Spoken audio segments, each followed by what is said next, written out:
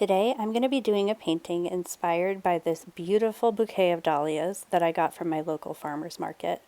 I'm so inspired by the gorgeous purples and bright oranges in this bouquet, and I'm excited to do a painting with you. So let's start with taping. I know that I want to add a background color to this piece and I want to have crisp edges. While I'm taping, I'm going to show a quick clip of the farmer's market where I got the flowers. This one vendor comes every Saturday with buckets of gorgeous flowers. A lot of them are dahlias, and I buy bouquets pretty much every week. And now I'm going to start painting this bright orange dahlia. If you look in the center petals are still folded in, so it forms almost like a star shape in the middle. So I'm going to start there, and I'm using a technique where each of the shapes of the petals that I put in, I leave some white space in between. This is a technique that I use pretty often, and one of the things that's really nice about it is that you don't have to wait for the paint to dry in between petals. Since they're not overlapping, there's no risk for the paint to mix in with some paint next to it that's not dry yet. So you'll see throughout this painting that I'm applying that technique.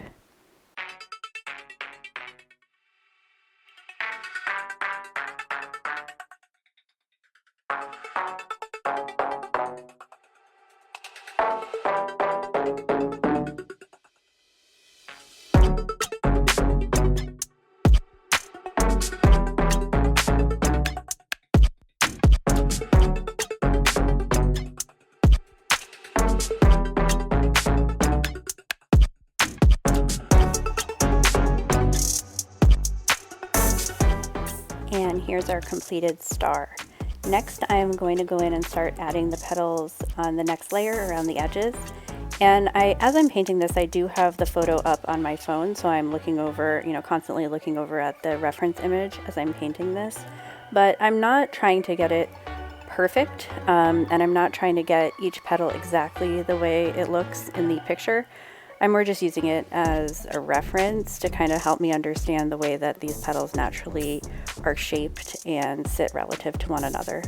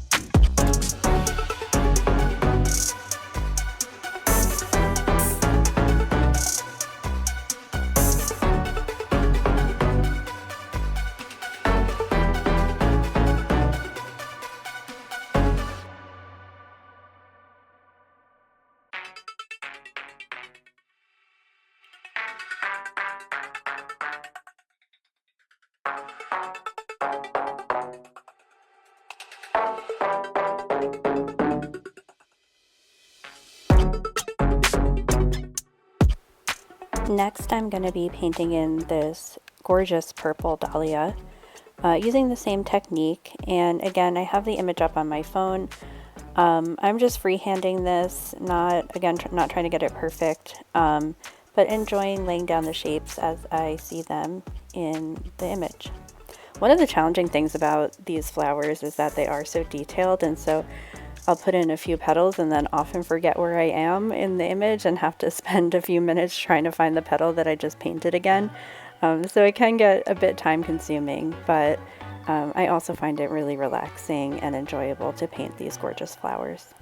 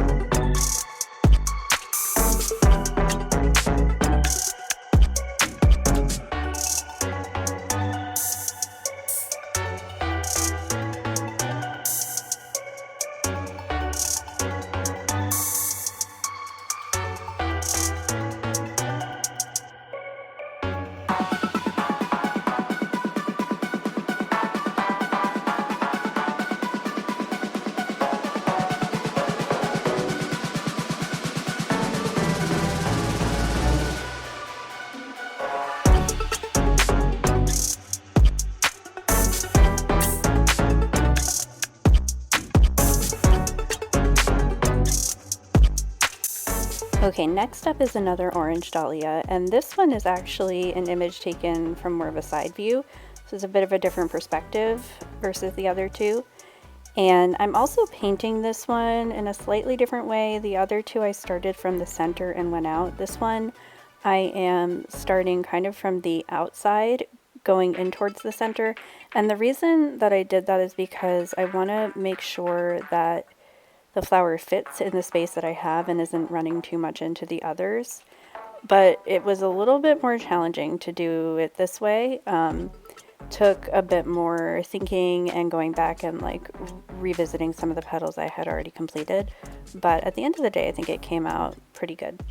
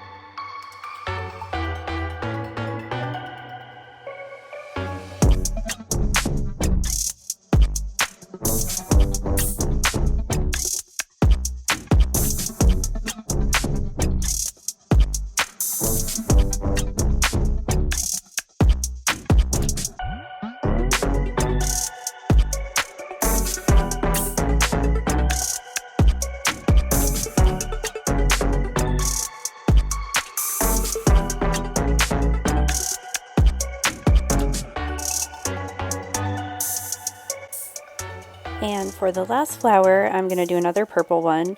For this one, I know I'm only going to have space for like the top half of the flower because there's not a ton of space left on the page. But I think it's going to fit nicely in this area.